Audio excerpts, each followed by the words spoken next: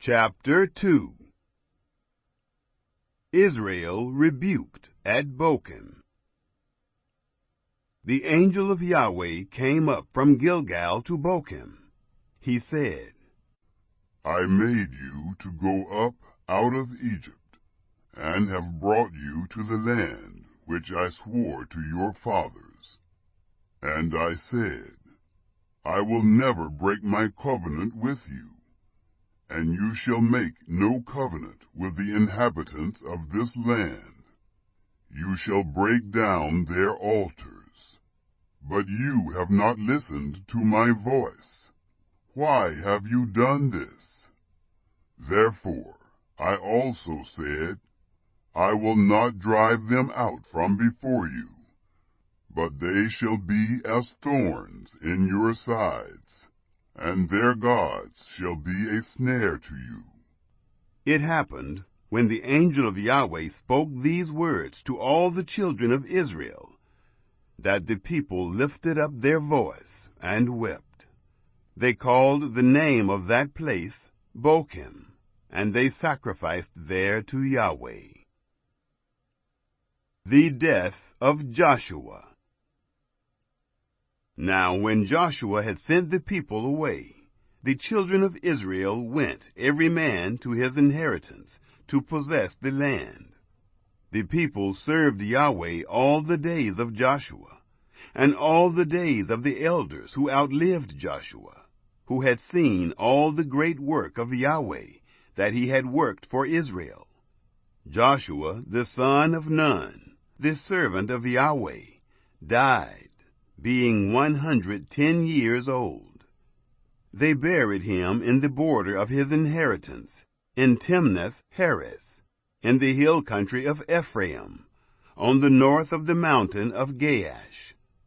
Also all that generation were gathered to their fathers, and there arose another generation after them, who didn't know Yahweh, nor yet the work which he had worked for Israel.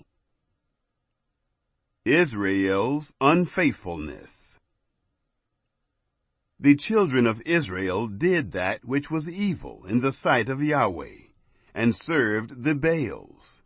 And they forsook Yahweh, the God of their fathers, who brought them out of the land of Egypt, and followed other gods, of the peoples who were around them, and bowed themselves down to them. And they provoked Yahweh to anger.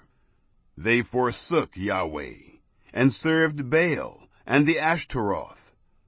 The anger of Yahweh was kindled against Israel, and he delivered them into the hands of spoilers, who despoiled them, and he sold them into the hands of their enemies all around, so that they could not any longer stand before their enemies. Wherever they went out, the hand of Yahweh was against them for evil, as Yahweh had spoken, and as Yahweh had sworn to them, and they were very distressed. Judges raised up.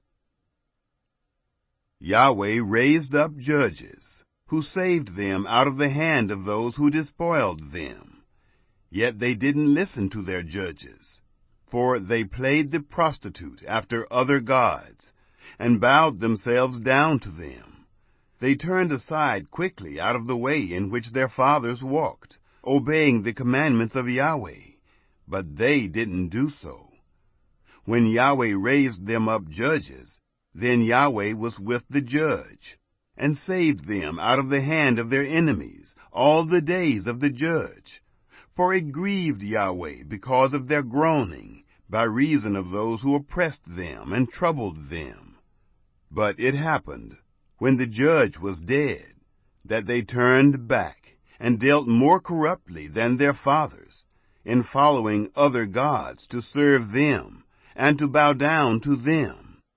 They didn't cease from their doings, nor from their stubborn way.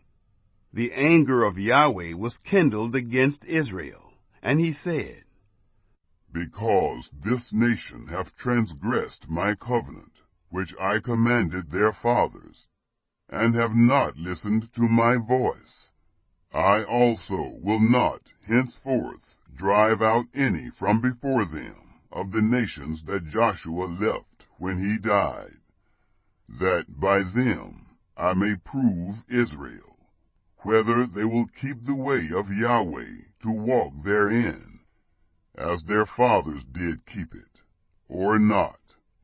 So Yahweh left those nations, without driving them out hastily, neither delivered he them into the hand of Joshua.